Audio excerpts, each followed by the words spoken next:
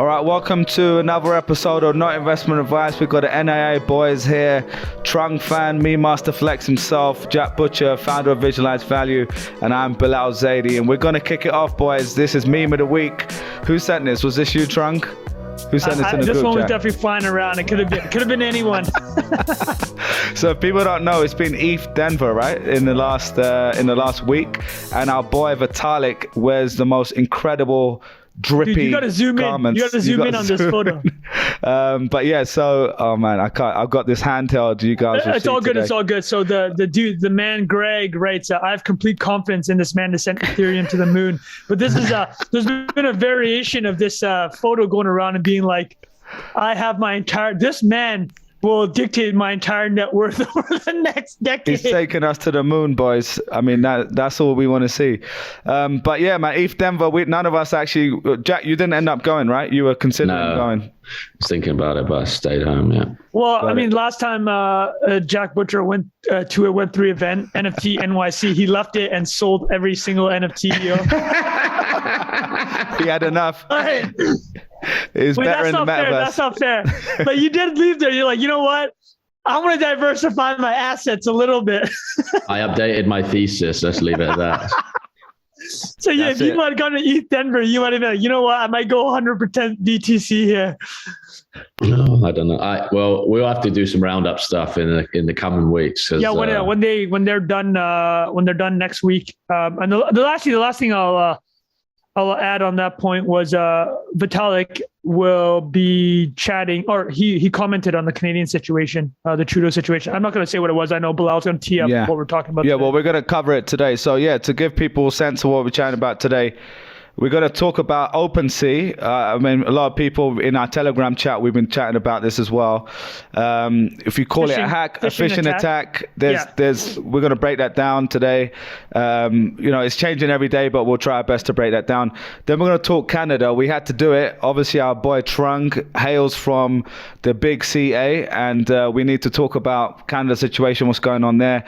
And as it relates to kind of more beyond just the news, like the philosophical side, we're going to talk about Punk 6529's right to transact super thread that went around. Super viral related to this situation. We'll be chatting a little bit about M-Pesa, how it compares to that in Canada as well, and how it might impact the Canadian banks. So we'll talk about that as well. And then to round us up, we're going to have a fun fact fan on Starbucks lifetime value and how they get us all to use those gift cards and why they're doing that. So let's just get straight into it, boys. I think we're going to kick it off with OpenSea. Jack, I know you've been following this. You're our resident NFT guy. So yeah, what's been going on the OpenSea side? So I think it was Saturday night it all kicked off. OpenSea, I believe, a week ago, 10 days ago, 2 weeks ago, I don't know the exact time frame, announced that they're going to be migrating their smart contract, like their listing contract, to a new contract. So they've had the banner up on the top of the OpenSea website, like get ready to move your listings over to this new contract. I'm not deeply technical, but they use this protocol called Wyvern, which is like an open source contract, I guess, that they take pieces from to facilitate transacting on OpenSea. And my understanding of it and what's been reported to date is that someone took advantage of that migration to send an email out to people to get them to sign a false transaction. So, all this messaging has been pushed out by OpenSea. Everybody that's on there every day is seeing like, okay, get ready to migrate to this new contract. You're going to have to change your listings over from the existing OpenSea to the next. So any NFTs that you have listed, you would have to essentially move them from one contract to another. And my understanding of how the exploit went down is somebody was able to send an email out to enough OpenSea users to say, hey, come and migrate your listings. It's ready to go. There's a blue button that says, do it now.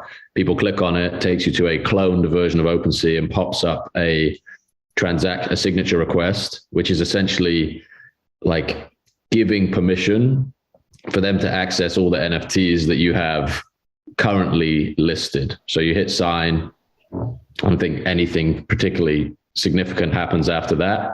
And then they wait until, a week later on that Saturday night for all of the people that signed it. And then they can essentially move the NFTs that were like they'd previously been given access to.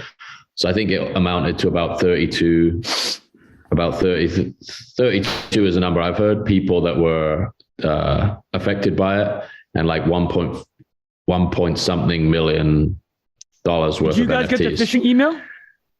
I think I got it, honestly. I actually haven't looked back. I remember seeing an email, just like, I just wouldn't click on any link in an email with anything even remotely related. Because actually, this is an old story, but I had a friend in high school who like showed me how easy it was to like change the send from in an email. There used to be tools where you could literally type in the email, like the email address you want something to be sent from. Yeah.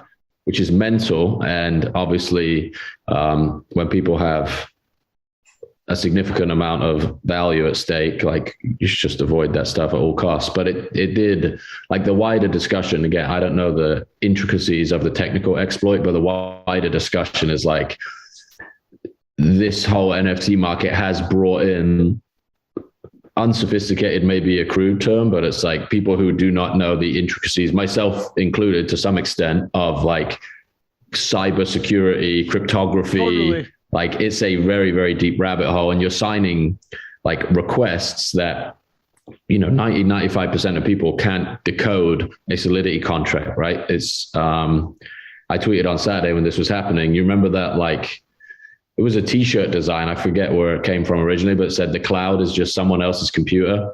I think we talked about it on the podcast at one point.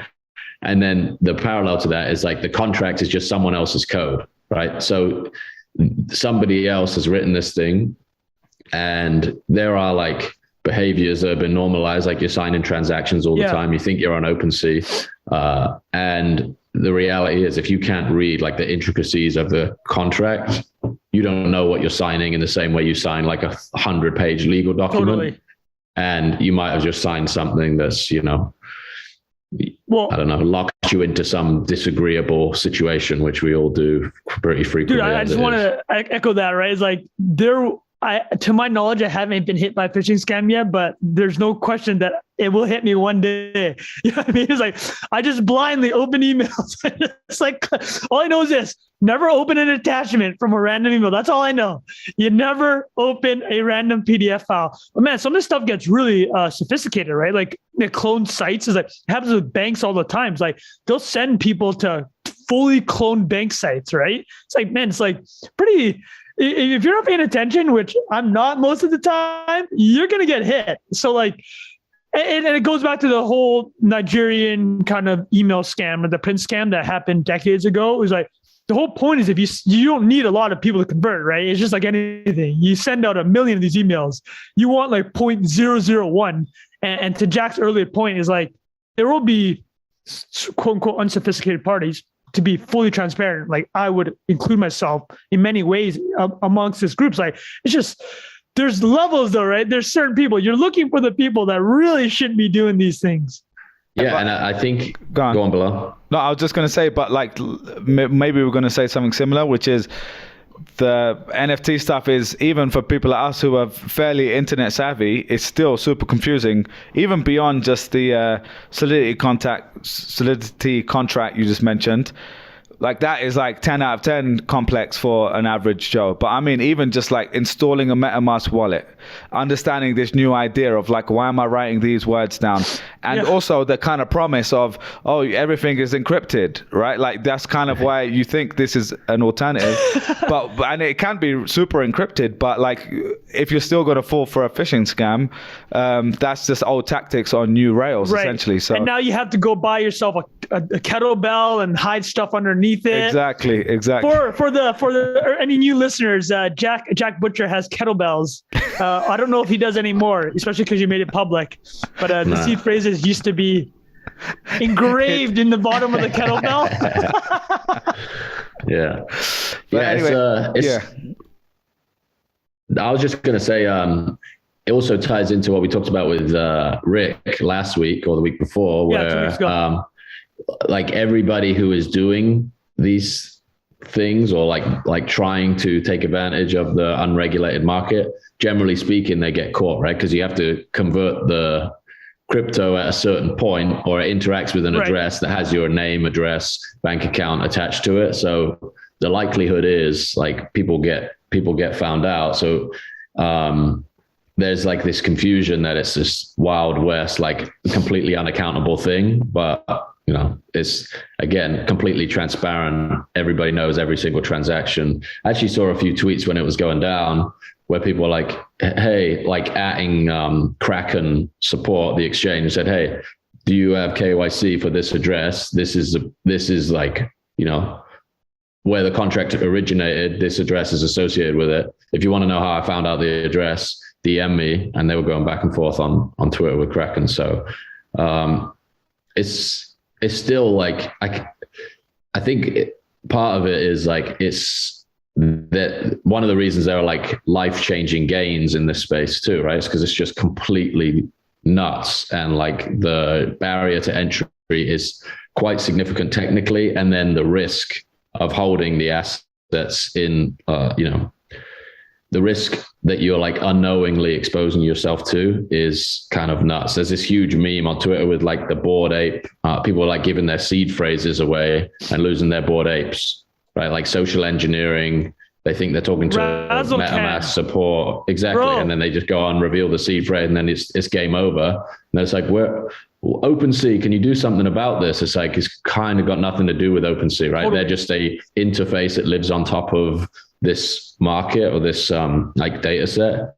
And I think that's like another mental model that people are, because you're logging into a website with a URL and a logo and they're making revenue off of it, you feel like they have responsibility. And I think to some degree they do, but it's also like bad actors in general pop up across the board. Like I'm dealing with it on Instagram right now. Get like these fake accounts, clone my account on Instagram and follow people and message them and blah. There's nothing I can do about it. And like, if people were like, if you are held responsible for the things people, you know, people essentially, what's the word I'm looking for? Impersonating you or faking the platform. Like that's kind of a very, very slippery precedent to set, right? Like OpenSea could have and probably should have better communication practices in place where it's like, we like in the same way your bank says, we'll never phone you and ask for your account number or whatever it might be. There are going to need to be advances in this. Or like the onboarding, they'll be like, we will never do these following things. Like ever. Exactly. Like, here's these will never happen. And that's not the experience right now, right? It's like you go on there and you're just on there and crack on. And you just, I think a lot of people assume if money changes hands, then the platforms that are involved have a certain degree of responsibility. And that's, I don't think as true as maybe it once was, because, you know, you're operating in a different system. And that's like, I heard it's a little bit insufferable. I went in a couple of the Twitter spaces while it was happening. And it's very clear that a lot of people don't know what they're doing. Like, it's just So what were you hearing? Like, what was going on? Well, first of all, what was the room, the mood in the room? Because a lot of these Twitter spaces, there's like zero energy. So like, what was the mood in this Twitter space? Well, it was the strangest thing, I think, was like, I think one person who had been a victim of this thing, and there were a couple of people trying to diagnose and try and help, and like just asking basic questions that they couldn't answer was like, wow, you like having this amount of financial exposure to a thing that is like very beyond your understanding is like wildly irresponsible, right? That's not what you tell somebody in the middle of a crisis, but it's like that's something that should have been figured out before. While they lost their life. Well, what if on stage you're like, hey, listen, just tell us your seed phrase right now, and they start rattling off their seed phrase. We'll recover it for you live and just show this as a case study. Just share as a case study. Share us your seed phrase, and also your social security while you're at it. And I think like this is like one of the big macro discussions is like, can you get mass adoption for something like that when the technical so people were like talking about Solana as a platform where it's like there's a Solana LLC that you can ring up, be like, hey, I don't know if that's literal. I don't know if that's literally true that you can, but like the level of like the philosophy behind that is completely different, right? Like it's not about decentralization with a degree of cost and responsibility associated with it. It's like, what can you build on top of this centralized ledger really, really quickly? And maybe some of those things will have capped downside or insurance or parties responsible for X, Y, and Z. Like new blockchains and systems may have different social like norms and expectations. So at the end, like I went to bed on Saturday night, I was like, oh man, maybe I signed a transaction 6 months ago. I'm going to wake up with an empty wallet. I have no idea. Did you take any measures? Yeah. So I try and do this actively, but you can disconnect any approval you have previously assigned. OpenSea did request that. They did say specifically, like, here's a link you should click. Yeah. Well, no, all they said, I think, is like, don't click links outside of OpenSea. And then like the community, in all fairness to them, was like, these are the steps you should take to minimize your risk. Go to Etherscan, connect your wallet, see which contracts you've given approval to, and then revoke access to all of those contracts. It's like, and while it was happening, it was a total frenzy because everybody's trying to do it at the same time. Sites going down. And then Jack, it's kind of like, for people who haven't done that before, it's like when you've given access to your Google account, like Google login or Facebook login, and you can go in there and say, like, look at all the different sites like mint.com and blah, blah, blah. Exactly, all the sites you've used as sign in is connected. You can go in and, revoke access to those too.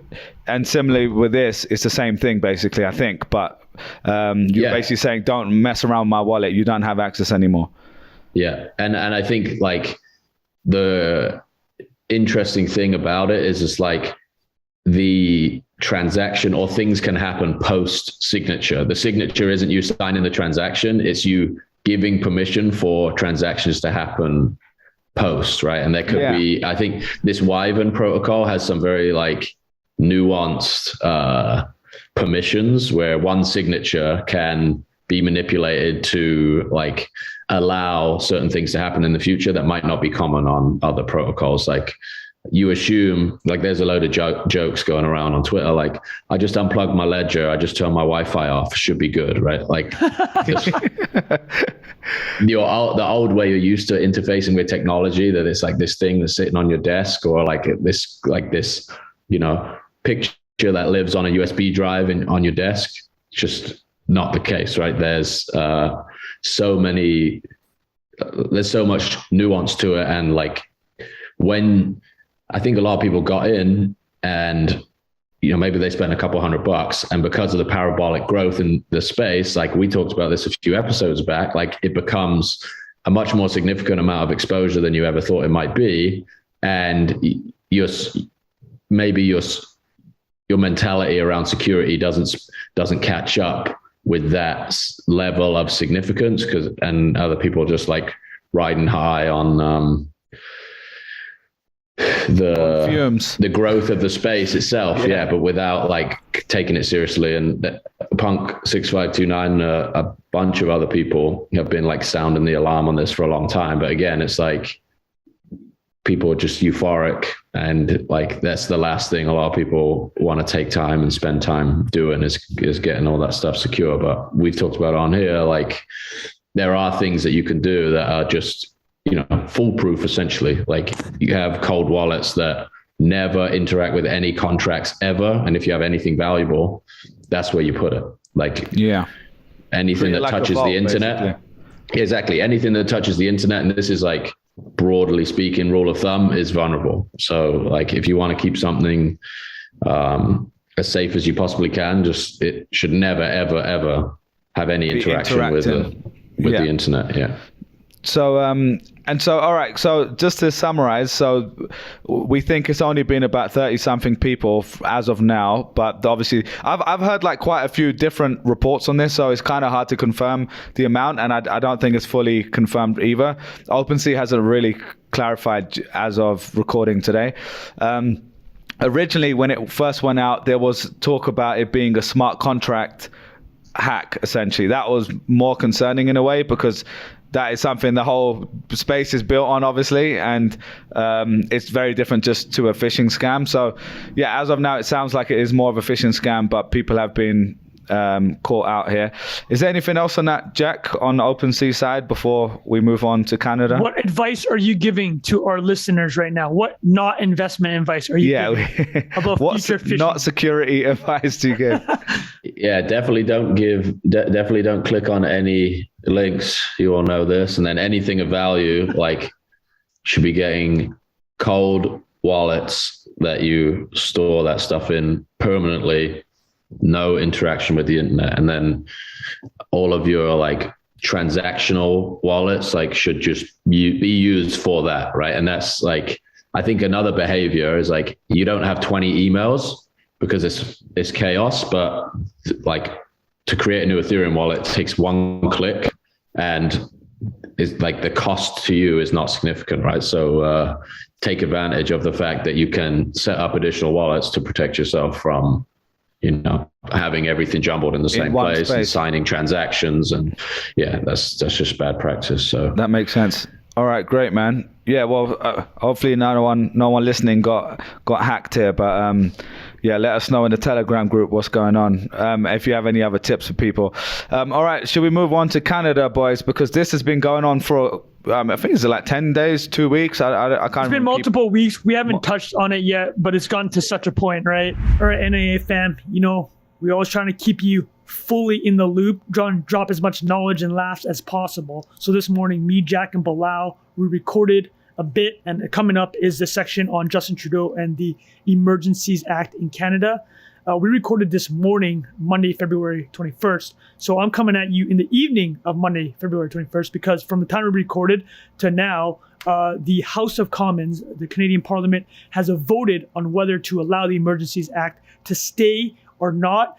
Justin Trudeau made the case that while Ottawa, the areas where the protesters have been congregating, has been cleared out, and essentially, by all accounts, it looks like the protest is quote unquote over. He's saying the emergency is not over because it's not clear if protests may come back, if there are other protests around the city as of Monday evening that we don't know about. So right now, the House of Commons has voted to allow the Emergencies Act to continue. The Liberal Party, Justin Trudeau's party, with the support of the NDPs, have pushed it through. It's going to the Senate now, which in Canada is a bit more ceremonial. From what I understand, it's looking like a rubber stamp. They will get the Emergencies Act passed, or not passed. It will be allowed to continue, which means the Emergency Act and the kind of the extrajudicial powers that are given to the government, the federal government at this time, will continue to mid-March. And we'll discuss primarily the freezing of bank accounts without having to go through courts, which is kind of the main piece, especially for the NIA crowd and I guess in the Twitter circles that we run in, where people have really made it an issue. Other things that they still have powers with is basically some tow trucks weren't going to tow the trucks previously for the protesters' trucks, but the Emergencies Act gave the government the power to do that. So just saying, it's a banger piece coming. You're going to really enjoy the next part. It's a bit more philosophical about how the Emergencies Act affects, digital assets, crypto and Bitcoin. Does it increase the case for it? TLDR, we think it does. I think that's pretty much the sentiment of a lot of our listeners that have been following the trucker freedom convoy in Canada and the Emergencies Act situation. But just wanted to give you guys that update because it's pretty important to the story, and it happened a bit after we recorded this morning. And listen, I know usually when Front Seat Fan comes, I'm in the front seat. But today I'm actually just giving you Front Seat Fan, into my standard standing desk. It's a little bit cold outside. That's the reason I didn't hop in the car and give you the full Front Seat Fan treatment. But things can change. Basically, who knows, by Tuesday night, if this comes out, or Wednesday morning when this podcast comes out, the NDP can basically pull support for the Emergencies Act if they think that it's gone on too long or the powers are no longer needed. Trudeau is basically saying that he doesn't want it to have to go any longer than it has, but we'll address the question of should they have done the Emergencies Act in the first place, or was it an overreach? So a lot can change, but either way, at a minimum, want to give you guys that update. And then next week, for sure, in our next episode, if something crazy happens, we're coming in hot with some jokes, memes, and insights. Thank you, NIA fan. Maybe let's start off with a summary. I know people have probably been reading the news, but for anyone who doesn't really know, in like a minute or so, what is the summary and what has been going on there? And then we can start to break it down after that. Okay, so a few weeks ago, there was a convoy called the Freedom Convoy. They announced that they would, a number of truckers, I don't know how many, maybe hundreds, maybe up to 1,000, that they were going to go to Ottawa to kind of protest vaccine mandates related to crossing the U.S. and Canadian border. They're truckers, they deliver goods. And so this was announced in advance. They head down to Ottawa, and instead of engaging with the truckers, which some people believe were being funded by far-right extremist groups in the United States. There has been proof that definitely the right-wing, or even the right-wing media in the United States, has been using this entire incident to really drum up, people just need stuff to consume, right? So they're getting people fired up, and on Facebook groups and online. Having said that, this convoy announces they're heading to Ottawa. They head towards there, and the Prime Minister Justin Trudeau and his cabinet had the opportunity to maybe negotiate or speak with the convoy in person. Instead, they immediately paint them as extremists, and they throw out the Nazi and like white supremacist labels, which is just like immediately off the bat. What that does is you can no longer negotiate with these people, right? So like they've taken that off the table. So this happened all within the last 10 to 14 days. But the major impact was at the Ambassador Bridge, which connects the United States and Canada, Ontario and Michigan, and accounts for 25% of kind of the Canadian economy. That was blocked. So that was a pretty big emergency. But that got cleared out by just pretty standard means. Over the last week, what has happened is that the convoy has stayed in Ottawa, has disrupted kind of the day-to-day going-ons. It was like a protest like we had with Occupy Wall Street or the BML protests in the summer of 2020, or was it last year? I can't remember. But like this, it was this nature of protest, but largely unviolent. To kind of root it out and just end it, last Sunday, I believe, Trudeau announced the Emergencies Act, which is the first time it's ever been done in Canada. It's a version of what was previously called the War Measures Act, but essentially it gives you basically wide-ranging and sweeping powers to, do certain things to end an emergency. And it was initially meant, previous in Canadian history, it's been pulled out 3 times, the version of it, the War Measures Act. It was during World War I, World War II, and in 1970, during what was known as the FLQ crisis. So in 1970, this was done by Pierre Trudeau. This was the first time it wasn't done during a quote unquote war. But what had happened is that the deputy premier of Quebec was Pierre Laporte was kidnapped and eventually murdered by a separatist group in Quebec. So for people who don't know, Quebec province in Eastern Canada has basically for the last 150 years, they've had a very contentious relationship with the larger, the country of Canada. They believe the elements of Quebec believes it should be its own country.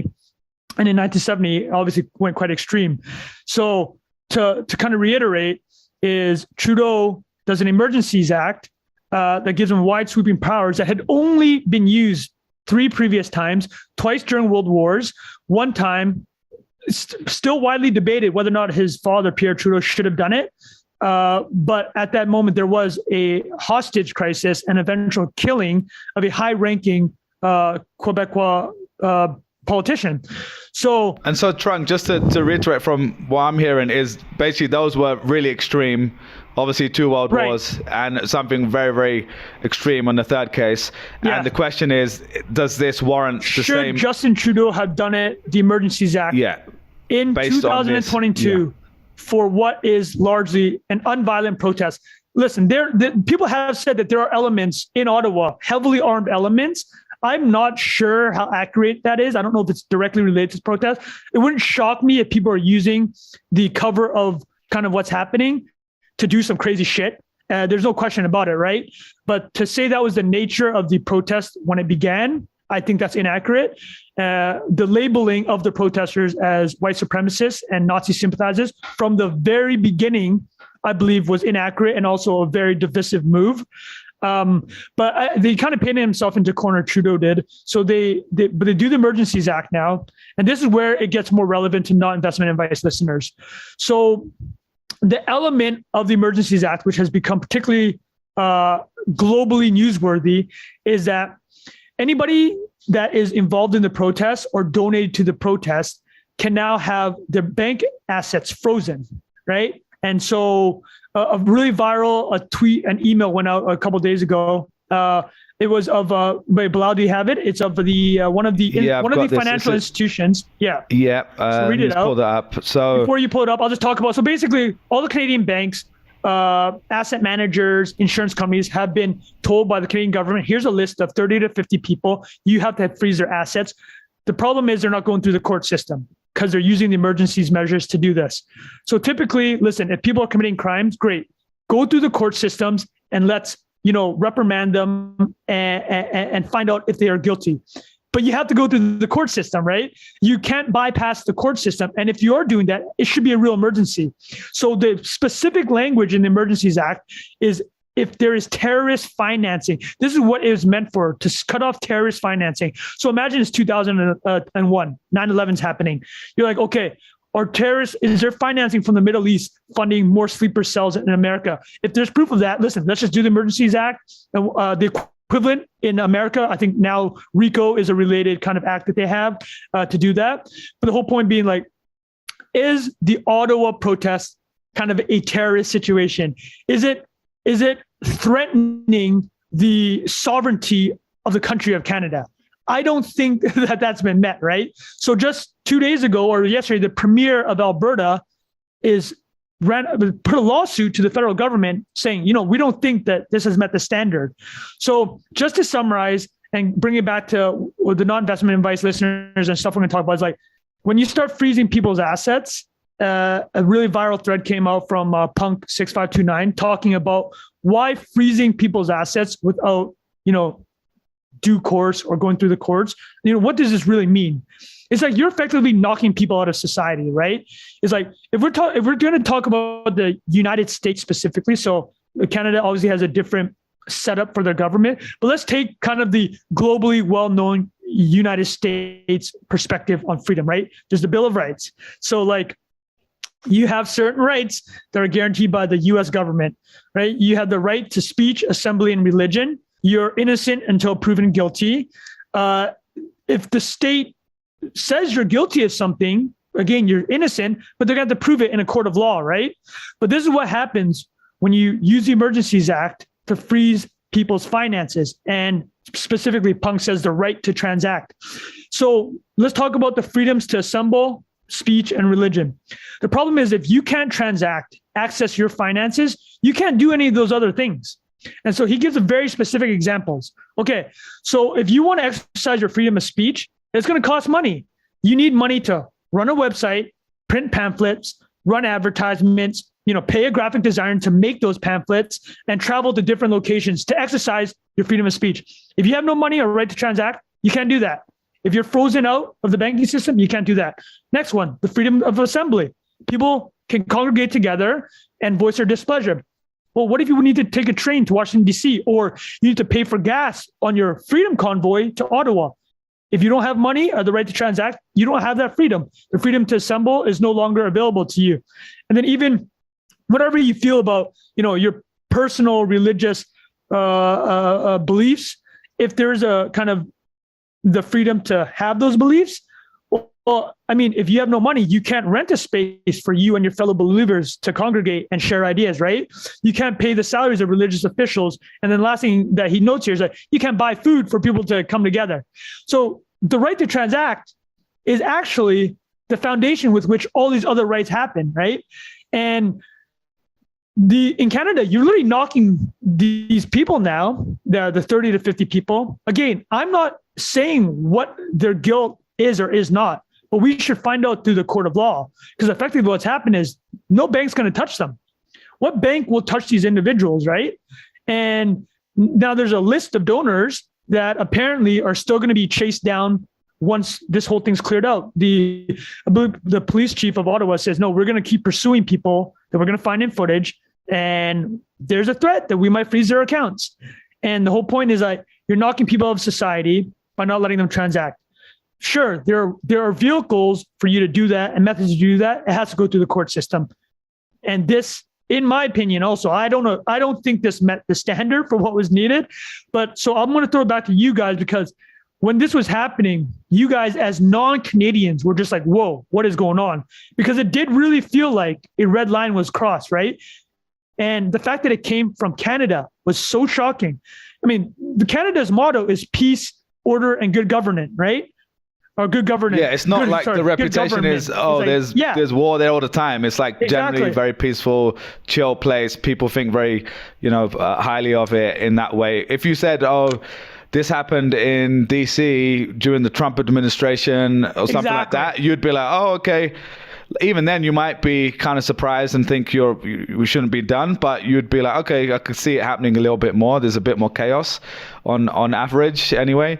But at the same time, to keep it objective, like, I don't want to turn this into a political thing, but Trudeau, he's more left-leaning, right? Though a lot of my Canadian friends say he's more center, but I've always just seen him as very left. A lot of these sort of measures seem to be coming from more left-leaning governments. I don't know. Again, that is a very amateur statement from me. I don't know enough about the global politics. I think you're alluding to like kind of the authoritarian. Authoritarian, exactly. And this is coming from someone who generally could put it out there. I'm a left-leaning person. I've voted left my whole life, right? So it's not like I'm like, oh, I hate that side. Like I've generally been on that side. But being objective and zooming out, saying like they're using kind of like that language, like you said, like by painting someone a Nazi, you can then go and do kind of whatever you want to do. Exactly, right? Exactly. And there's I want to make clear is like signaling I do not know the guilt or non-guilt of these individuals. That's true, I just want it run through the court systems, because what this does is you presented a weapon now in the Canadian government, which means if the ruling Canadian party, whoever that is, right, it's not going to be Trudeau 10 years from now. You might not like who it is in 20 years from now, right?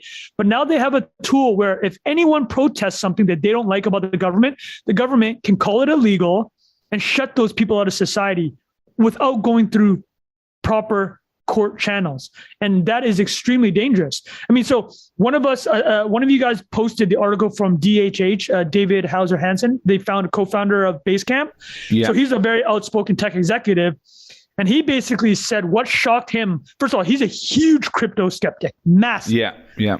And then he just said, but this was a wake up moment for him, because he's like, okay, now like this is, the Bitcoin community has been talking about this for over a decade. They're talking, look at the Venezuelans. They need Bitcoin. Look at the Chinese citizens. They need Bitcoin. But that's obviously very far removed, right? But when you see the Canadians need Bitcoin. On your doorstep. On your doorstep. Yeah. He actually made a very good point. He said that an important point that DHH makes in the article was, he basically said, if Trump had done this to the BLM protesters, it may not have hit as hard because everybody's expecting him to do something that crazy and extreme, right? But you're seeing kind of Justin Trudeau and the Canadian government do it. No expectation that was going to happen. Like this very polite society pulling out the most hardcore weapon you could do to wipe somebody out of like being a protester or interacting in daily life. So it's a wake-up call for the world. Is like, listen, if this can happen in Canada, it can literally happen anywhere. So I think that was a very good point made. I mean, Jack, I know you had thoughts about it, man. You were the one that put me onto it when it came out. You were feeding like our Twitter DM chat. You're like sending memes nonstop. Like, bro, what is going on in Canada? Yeah.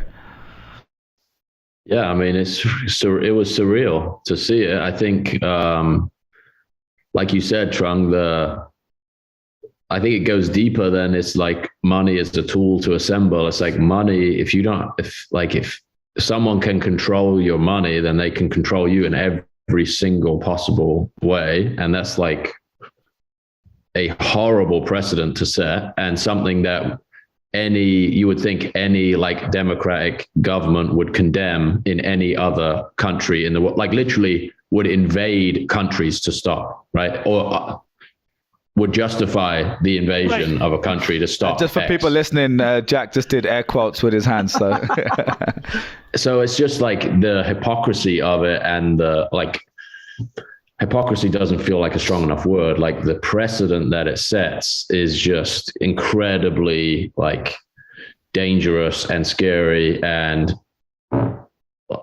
I don't know, like I'm not there in Canada, obviously, Trung, but like the Canadian and American connection is so like North America, right? Canada is a part of North America. And for that to happen, I think what people don't empathize with in the Bitcoin discussion, or haven't for a long time, is people have genuinely been advocating for Bitcoin as a mechanism for speech and wealth preservation in places where governments have made dog shit decisions and eroded people's wealth, taken away their freedom, done whatever it is that is like essentially treading on the human rights that we all agree upon largely. And to see it happen in Canada is just like, it's just mind blowing, man. And it's not a proportionate response by any 100%. Way, shape or form. So, and I think it may have been like, it may have been an overplaying of the hand. Like this might be the straw that like gets people to think way more deeply about what do the people that claim to be, you know, acting in your defense actually believe about how they should control the world. And that to me is like a very, very sharp demonstration of who you think you are and how much control you think you should have over people. Not a good look. Yeah, 100%, man. You, I mean, Jack was putting he called it the best Super Bowl ad for crypto was the announcement by Deputy Prime Minister Christina Freeland, or as some people are calling her, not so Freeland. You know what's interesting though, for the regular person, this is the same talking point as OpenSea. It's like until you are transacting in Bitcoin between two people that have built an entire ecosystem around Bitcoin, you still need an off ramp. So what they're doing right now, that Bitcoin doesn't necessarily like off ramps.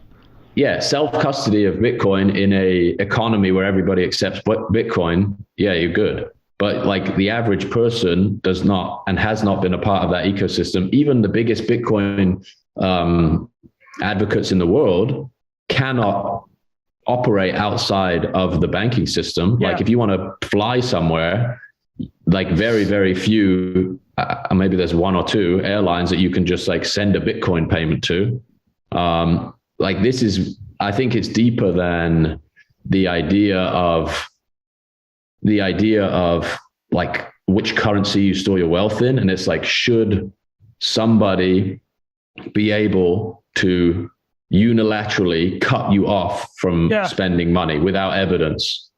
And I think if you ask, maybe we're close to 50-50 right now, which is the most depressing fucking reality to live in, that people believe because they're on one side of an issue, that that's an appropriate response. Right. Yeah. And this is one side of an issue, right? Like you can, there are precedents for the things that people are arguing against in other countries in the world right now, where these restrictions have been like unilaterally removed.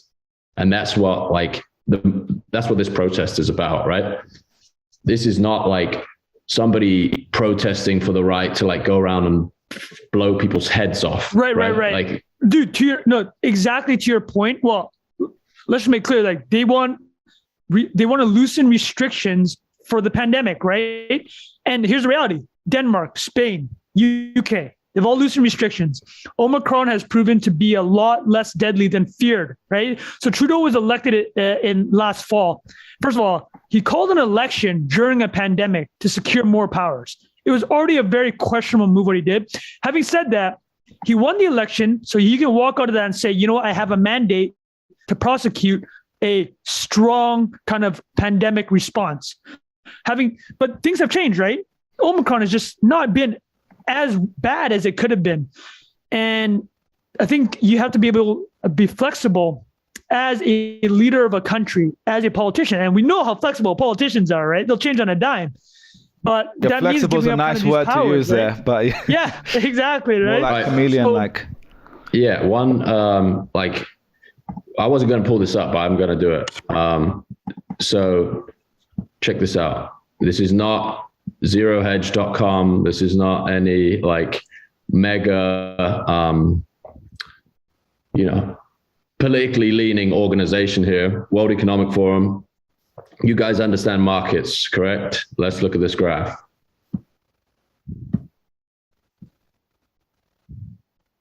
So for people listening, could you just describe what you're looking at, Jack? So there's a graph here on worldeconomicforum.org that charts the supply of vaccines per country. Canada has pre-ordered 8 doses per person. Right. Paid for. Yeah. So there is I allow everybody to come to their own conclusions. I'm not presenting an opinion here, but markets rule everything around us. Well, I mean, here, let's kind of round this out. So Canada as a country is about 85% vax, 1 dose, right? So we're hit, like, we're not like a negligent country, and the citizenry has hit a very respectable number. And it's impossible to expect any country to hit 100% without mass or, forcing of the population to do that. There's just a subsector that will not get vaccinated, right? Whether that be for health or personal reasons. So listen, you hit 85%. Even the truckers are highly vaccinated. Yeah, I was going to say, apparently the truckers reported are, I think they're 90% or something like that. More vaccinated than the broader population. But it was more the principle of don't force this on people. That was the all-in guys talked about this, and they brought, this is the point that I'll just add, is like, they're like, it's the end of it's clear that these vaccine mandates, it's worked to the point, right? It's like, just Jason Calacanis kept tweeting. He's like, just take the W. You don't need to keep prosecuting it. Why is the Canadian government and the situation in Canada deteriorating when around the world in Western countries, the pandemic is kind of hitting a lull now, right? It's like, why at the lull of the Omicron? The tail end. Yeah, which has not been a crisis or nearly as bad as people expected. Why is it at this point is the fabric of Canadian society fraying as you dig your heels in on this. This is the thing you choose to like destroy the freaking reputation of what you stand for over. Well, I think here's the thing that I want to talk specifically about it. I don't want to get into the politics, but I'll talk about the banking system. So the Canadian banking system is globally respected, or was globally respected, right? I don't know what the fault from this is going to be, but I just want to tease out a thought experiment here. So one of the chief moments speaking to how quote unquote strong Canadian banks are, how well capitalized they are, how well they manage risk, was during the 2008 crisis, there was no bank failures for Canada's big 5 banks. That's the Royal Bank of Canada, Scotiabank, Bank of Montreal, CIBC, and TD Canada. Which one were you interning at, Trump? Scotia. So those banks flowed through 2008 and their reputations were fully intact. Mark Carney, who was the central bank head at the time, won rave reviews. He ended up going to the UK. He was a head of the central bank UK for his performance in Canada. So like the reputation of Canadian banks, well capitalized, low risk, wasn't involved in all this mortgage-backed security fuckery, is like great reputation globally, very secure, very stable, a place that you can go as an investor, as a foreign individual that wants to build a business and build wealth, right? In over a weekend, without even thinking, do you know how much money Trudeau might have cost the Canadian economy in terms of lost confidence for the banking system? That's a great point. No, dude, think about this. Well, here's the thing. Canada has such a wealth of natural resources. It has such geographical wealth. You're next to the greatest economy in the world. You're winning on all fronts, right? Like 70% of Canada's GDP is connected to the United States. That's just pure geographical luck, right? And then you're talking about the natural resources this country has. So Canada has this pristine banking system, globally recognized, globally respected, built on top of amazing geographical and a natural wealth. But here's the problem. Imagine if Switzerland, Singapore, or Hong Kong had done what Justin Trudeau did, right?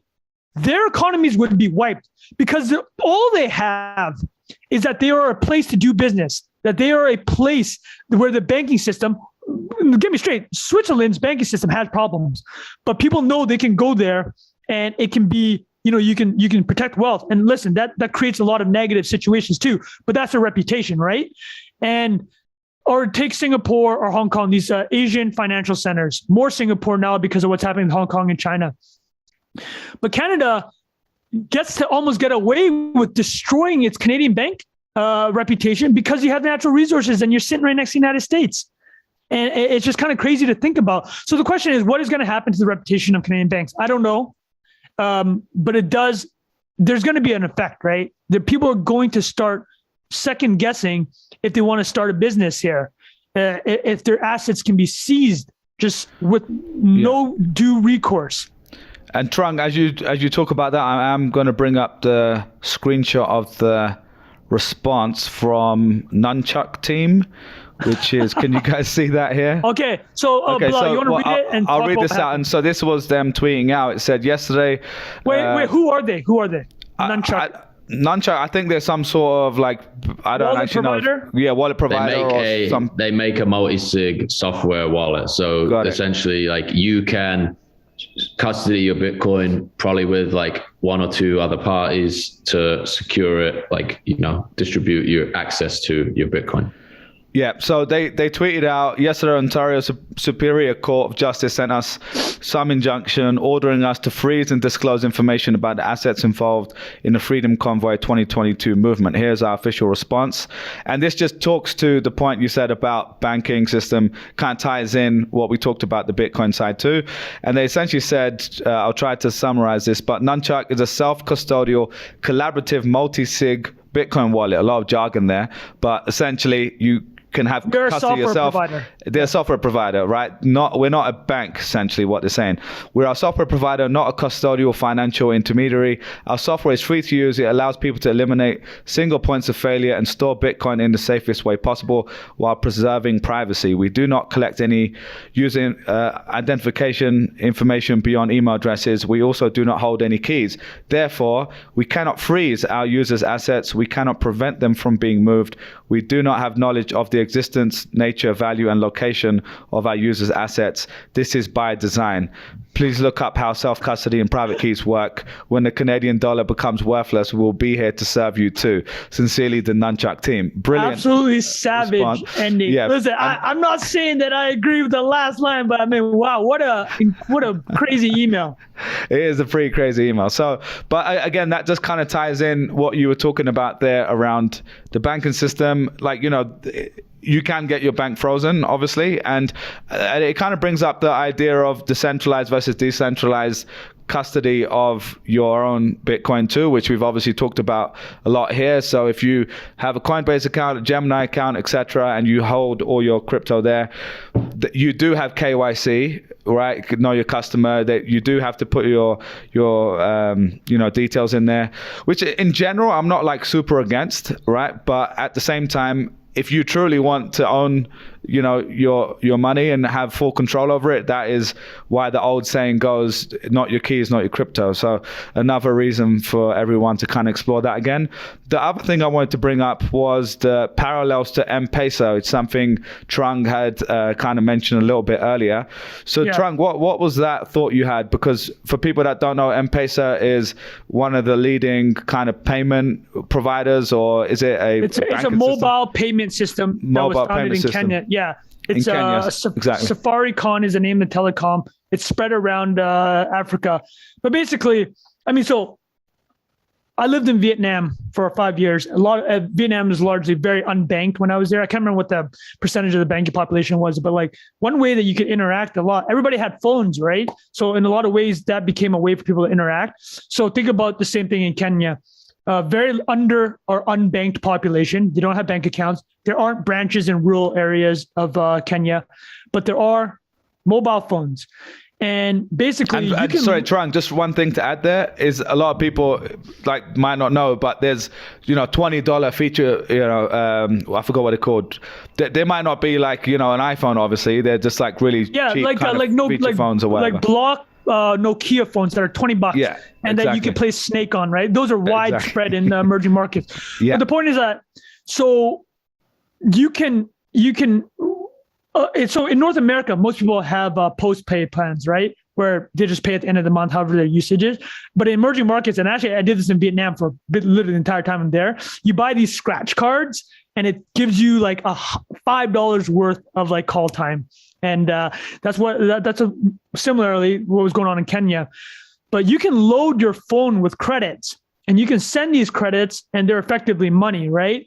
And so specifically what the M-Pesa moment was this. So now in 2022, M-Pesa is widely used in Kenya and other parts of Africa as a primary mobile banking solution, right? But it wasn't because when it started that they had some magical launch where everybody just picked it up. It came out of a moment of crisis. So Kenya had an election in 2008. After the election, there was widespread civil disobedience, rioting, probably related to the nature of the election itself, I'm assuming. And what that meant was that a lot of roads were blocked, a lot of businesses and banks were shut down. So typically the way that M-Pesa worked when it launched was that if you worked in an urban area of Kenya, you were sending money back to your family in the rural area, right? That makes sense. You go to the city to make money, there's better opportunities, and you send money back home. This happens everywhere in the world. It's like the rural communities have less financial opportunities and commercial opportunities. But what happened in 2008 after the elections was they were seeing that money was flowing from the rural area to the urban areas because the urban people living in the urban areas couldn't do anything because of these riots. So basically, the massive uptake in M-Pesa, this mobile payment solution, happened because of civil unrest. And the person that wrote about it was Isabella Kaminska. She's a former Financial Times columnist. But her parallel was basically saying that, and she's also a massive crypto skeptic. But after what happened in Canada, she's also like, wow, I get now. And to me, this looks like an M-Pesa type moment where a line in the sand is drawn, something very specific happened where they changed the behavior of an entire generation. So basically, the M-Pesa situation really escalated after the civil unrest following the election.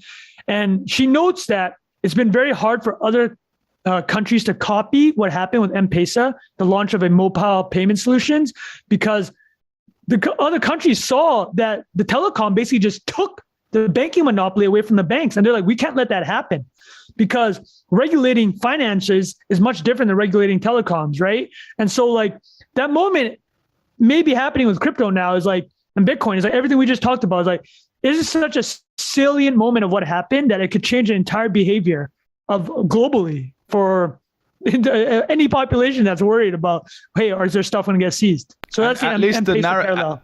And at least the narrative, Trung, right? Because I think we've been, there's been the narrative of digital gold for Bitcoin and, inflation, hyperinflation, which is quite a valid argument already.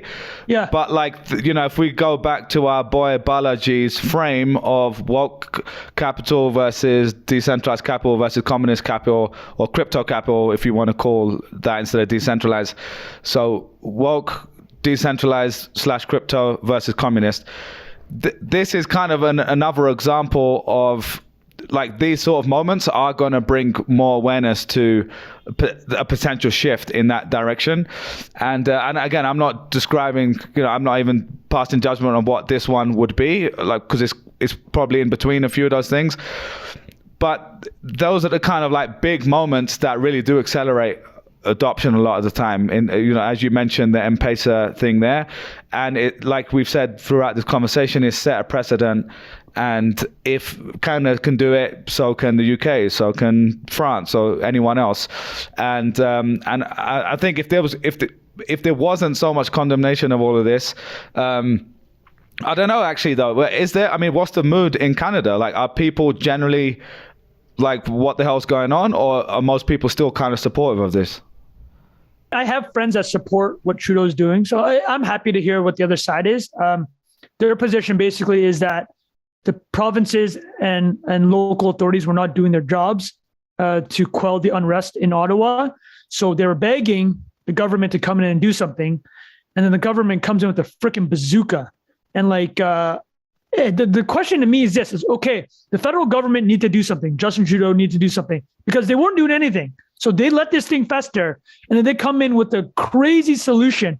It just, none of it to me clears the bar for what was allowed. I mean, you have to clear a certain bar to do this, right? But you know what? That was their argument. I don't fully buy it. And I think the mood of, I think the global mood is the right one here. Is like, this is such a clear precedent. I mean, you guys, like, I'm talking to you guys. You guys were shocked. I mean, you're two British citizens living in the United States, and so we're very attuned to Western sentiments, and we're like, wow, this is crazy, right? That's it. That's the feeling. Yeah. Anything else on the Canada situation, boys, before we move on? I know normally this show is filled with JPEG discussions and a lot of fun, but this one I think needed to be discussed because it's quite a major thing going on. Anything else to wrap up, Trung? I'd love to hear Jack's thoughts.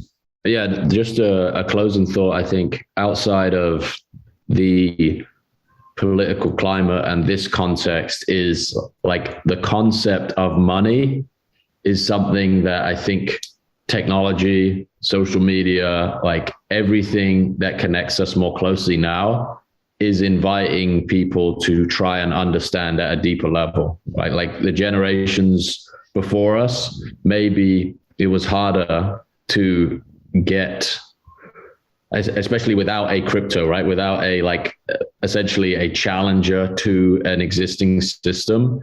The larger theme and I think the amazing thing to live through and watch and see unfold is this like moment of understanding the concept of money, who gets to control it, who decides monetary policy, what is downstream from monetary policy, like how has your generation's opportunity been affected by the way in which your government decided to manage money, create money, distribute money. And I think that like as we go into like 2024 may be a huge, I'm seeing this on crypto Twitter a lot, is like people will start to vote for politicians, and this has always been the case but maybe not as intricately or as nuanced, based on how they frame their stance of, I think going back to Punk 6529's thread, like the freedom to transact and what is money and how we manage it as a country. I think that's going to be like a fascinating thing to watch in the coming years. Yeah, nicely put, mate. All right, boys, that was a heavy one, but thanks for breaking that down. Both of you really well put. Let us know what you think about that. That was a really interesting discussion. And one thing I will call out to our amazing supporters in Kenya. This is now, NIA is officially the number 4 most popular investing podcast in Kenya. Come on, bro. Well, okay, it was maybe for a few days, who knows. Well, it's about to hit number 1 with the M-Pesa shout out. Exactly. Number 7 on business. But yeah, thank you to I don't know how many people actually listen in Kenya, but that was a pleasant surprise this weekend. All right, boys, let's wrap it up on a lighter note here. Everyone's favorite chain, Starbucks. There was a tweet here, I can't remember who tweeted this out, but they shared that the lifetime value of a Starbucks customer is $15,000, which is crazy, right? Like if just zooming out for a second, over 20 years, right? But if you think how many times you spend like $4 or $5 for a cappuccino or a latte or whatever, like adding that up to 15K is kind of crazy if you think about it. Actually, let's walk it through. 15K over 20 years is $750 a year. Yeah. Divided by, let's call it 5 days a week. So you're going 5 days a week, so $250. So you're spending $3 a day, 5 days a week. All right, I think Jack Butcher here is who's the biggest Starbucks fan between the three of us?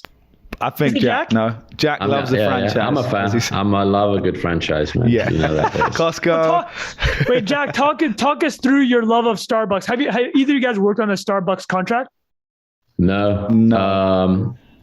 I think the UK didn't have like a coffee culture. I'd actually probably didn't drink coffee till I was like 23, 24 or something.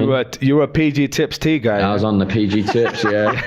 Lugging around my own personal box of tea to all my jobs. Oh, right? seriously? Everyone else was drinking coffee. Yeah. I used to do that with the Earl Grey and English breakfast mix. Especially. Where you literally just take the tea bag and heat it yourself? Like, is this what you guys talking about? Yeah, you just got to have your own brand, man. You got to. Exactly. Yeah, especially in the States because it's different. It tastes different. That's true. And then, or they give you a little Lipton tea. You don't want to be anywhere near that, man. Anyway. It's outrageous. I was living in New York as well. So it's like, obviously there's good independent coffee shops and stuff. But then I think like traveling maybe got me into it, the Starbucks at the airport. And that stuff is like gassed up on a different level. I don't know what it is about it. Maybe it's like... it's that nitro, fam. It's that nitro. Yeah. Sean, I know you enjoy the caffeine too, but like Starbucks, if you need to get something done in a hurry, it's always been my weapon of choice. And then I like to support the indie coffee shops. We don't want to see a Starbucks on every corner either. That's true. It is a very impressive operation and brand. And Trung's done the whole, Trung X-ray on what they do so cleverly to grow their business. But yeah, man, it's a incredible business. As a business case study, it's just off the charts. Next level. Yeah. Well, which we're gonna get into. Bilal, why don't we tee it up? What specifically? So we're gonna talk about the what are they called? The gift cards in a second. But I was just gonna call out, not to turn this into an academic paper, but the lifetime value. These are the variables they're basically using. They use the lifespan, the retention rate, the profit margin per customer, the rate of discount, and the gross margin per customer, right? So there's a whole PDF. If you're interested, just Google that. It's on Kiss Metrics if you want to see that. It comes out to 15 grand. But the interesting thing really is some of the tactics they've used. So I think this idea of using gift cards. That's the wrong one. Sorry, okay, guys. Trunk's going to share a screen in a second. But yeah, this idea of getting people to buy gift cards, right? Like $50, $100. I was actually just in California like a month ago with my girlfriend's family, and they're, in their 70s or something. And they were like paying with their phone with the prepaid stuff, right? So one is a gift card, but two is just getting you to prepay. There's not even a real incentive, man. Like you're not even getting like that much of a bonus. You get some bonus points, right? Some minor bonus points, but like you don't realize you're giving them this free loan. So Trung, you want to break that down for us? I know you've kind of looked at this before. It's one of those things that always ends up on Twitter. Like when people joke about like, oh, you see it like once a quarter, you'll see this tweet. Did you know Starbucks is a bank? And I'm probably the person writing that tweet. So I'll break down the history of how it happened. And I think Bilal, you alluded to is like, I think 41% of purchases made in North America for Starbucks coffee is done via the loyalty card and app. So people are already used to paying without cash for Starbucks, right? And and Bilal, you touched on it. There's almost $2 billion loaded into these cards. And $2 billion. That's $2 billion. Wild. To give people an idea of what that means is the average, 85% of banks in the United States have less than $1 billion in assets. So that is where the joke comes in. But this is where where Starbucks gets to do some whatever they want with those funds. Because those card dollars are not, I can't just take cash out with those cards dollars. You can exchange it for coffee and pastries and whatnot. It's not considered a bank. So they don't have to deal with all the regulatory stuff. They don't have to keep X amount of the money in deposits or like make sure the deposit to cash. So they literally do whatever they want with that money. And then here's the other kicker.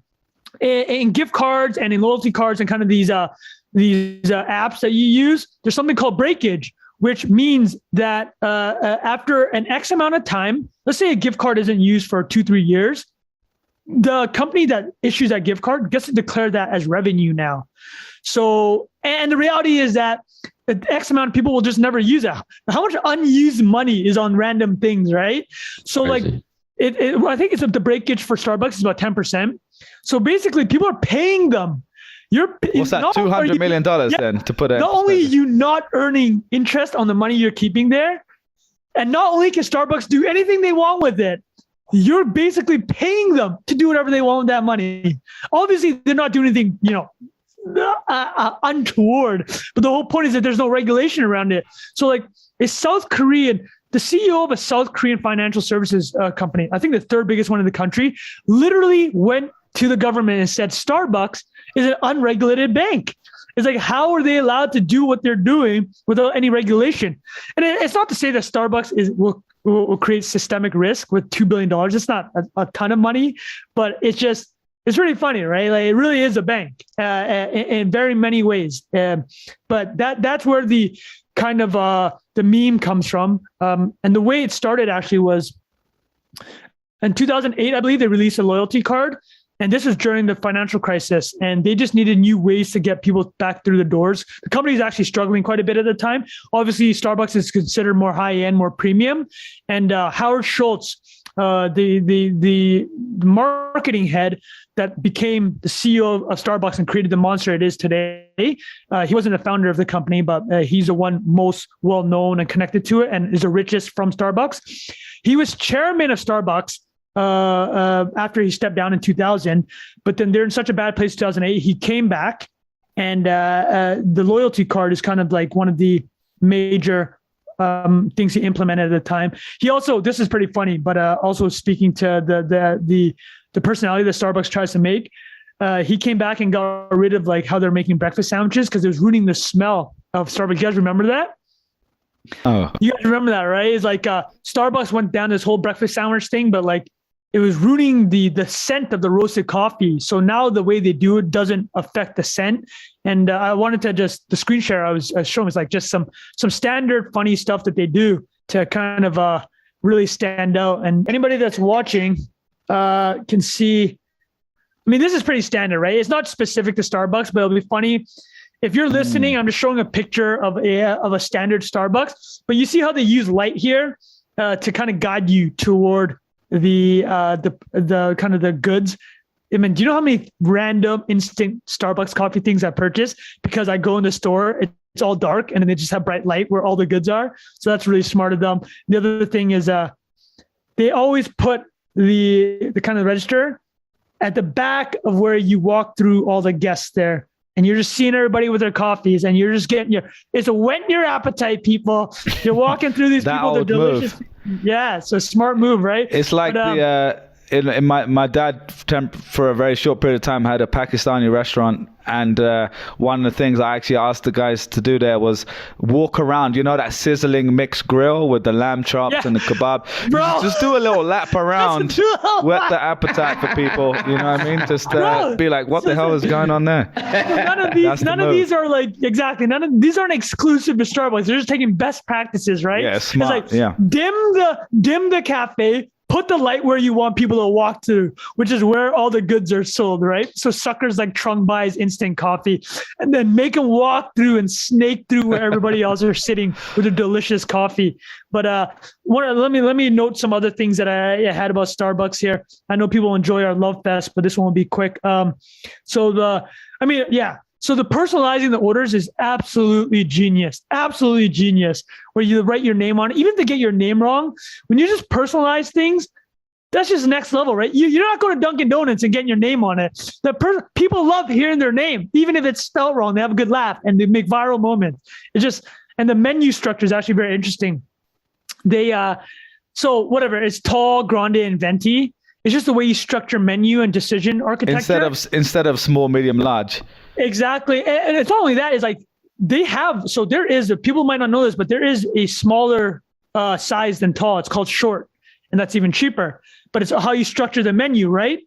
They want to push everybody towards a grande. So you structure the venti and the talls. It used to have the short. It's very simple, like kind of decision architecture, but they do that. The other thing I'll add is there's no dollar signs on the boards for the prices. It's just that's interesting. So it takes away the psychological element, being like doesn't want you to thinking about money, right?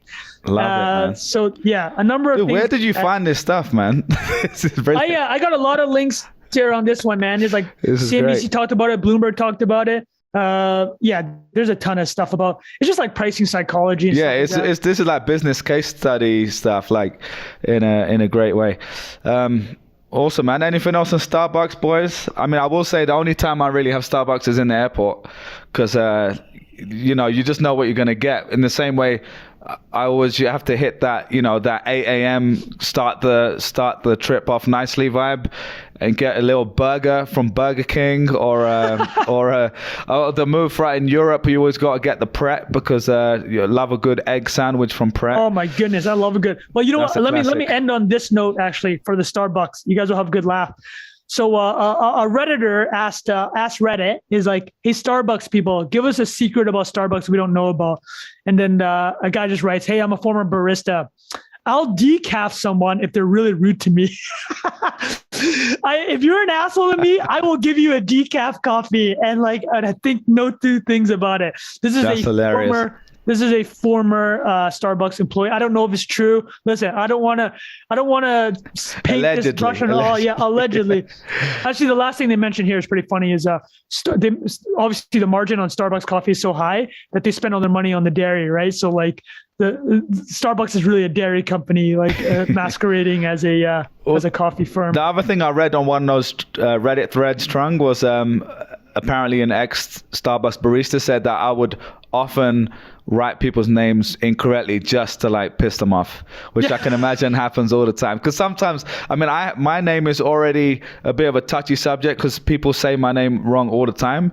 And it's normally for example, they've said pilau, like pilau rice. Oh, bro. Or halal, like halal meat, which makes me feel a little guilty for not being a very good Muslim a lot of the time. And but that's why I just stick to Bill in there. Yeah, I don't want to mess around with that, So you tell him Bill? Yeah, or I just make up a name sometimes. I just make a name up. Yo, we need to talk about this reveal. Bilal just says that he tells Starbucks. And the thing is, I hate being called Bill. I hate being called Bill by random you do not people. look like a Bill either. I definitely Bilal don't Zaidi, you do not look like a Bill, I also sometimes use Mohammed, which is actually my real government name. It's Mohammed Bilal. Mohammed's a lot easier to spell. But anyway, all right, boys, that was a solid one. Anything else before we wrap up? No, that was good, man. I hope I'm still around next week, boys. Once we release this episode, who knows what's gonna happen to your boy? We might have to start the song down. Jesus. I mean, you might have just bleep my entire section for this. Dude, I mean, the last joke I have on this was I literally thought twice about liking a Jordan Peterson tweet because he's very anti-Trudeau. Yeah. I'm like, is this going to get me banned from the Canadian banking system? Someone's going to screenshot that and bring that up every time you talk about anything. So, all right, boys, let's call it. The only thing I was going to say, I wasn't sure if I was going to mention this, but we talked about Virgil when he passed away, and I texted Jack about this yesterday. There's a guy in the UK called Jamal Edwards, who's kind of a pioneer in the UK music scene. He actually helped discover Ed Sheeran, and really put him on. And a lot of people in the UK, he's got an MBE, and unfortunately he passed away yesterday. And I've met him a few times. He's always been incredibly nice to me. You knew I didn't know him that well. I just met him a few times, and he was kind of like an early YouTube pioneer as well. Wow. He would basically record, a lot of these rappers that have now become huge. And the UK, I'm in Mexico City right now, and I sent you guys a video driving in the car. My Dutch Lebanese friend is playing Dave and Stormzy. He doesn't even know it's kind of like UK grime music, and that is 15, 20 years later from this sort of stuff that was built on YouTube in pirate radio stations. And this guy was a real a huge part of the community. And RIP to him, man, because he's a huge trending loss on Twitter. Wow, that is sad, man. Legend, man. Yeah. Do you know what happened? Or no, his mum has come out and said that it was a sudden illness. Oh my goodness, man! Rest in peace. Really sad. But the only reason I mention it, because I know we do have a few people listening from the UK, and more than anything, he was a great example of someone doing very positive things in areas that I love, the internet, media, music, and was always a really positive energy, man. So RIP to him, man. Anyway, boys, let's call this one. And If you enjoyed that, let us know. This was a slightly different episode to ones we've done in the past, but I hope you guys enjoyed that. Let us know in the comments what you thought of that. And as always, we really appreciate you guys messing with us every week and spreading the word. You know, it really keeps us going. Like, I'm in Mexico for the next month, but I've got my camera and my mic, because this is non-negotiable for anything we're doing. And I'm still standing. You're still standing till 69K Bitcoin, man. So, so again, thanks for everything. Keep spreading love, sharing. We really love seeing your comments. Like, we've shared a couple of amazing comments in the Telegram group, because people write some hilarious YouTube comments in there as well. Just do us a favor, share that in your group chat, your Slack messages. That's the way this builds, man. And we're going up against, if you look at the top 100 podcasts, which we just re-entered again in the business category, a lot of those are networks. They're people like New York Times and like big companies that have 50 podcasts, which is great. But, you know, we're completely independent. We're going pure organic, bro. We're not, listen, it's like Rogan. We're not spending we might spend a dollar eventually, on growth. but to right now, we have not spent a dollar on growth. Yeah, exactly. And we haven't accepted. We've had people wanting to sponsor the podcast, and we haven't done that yet, because we wanted to keep keeping it building and giving the best stuff we can. So we really appreciate all the love, and we will see you on the next one. Cheers, boys. Peace out. Thanks, guys.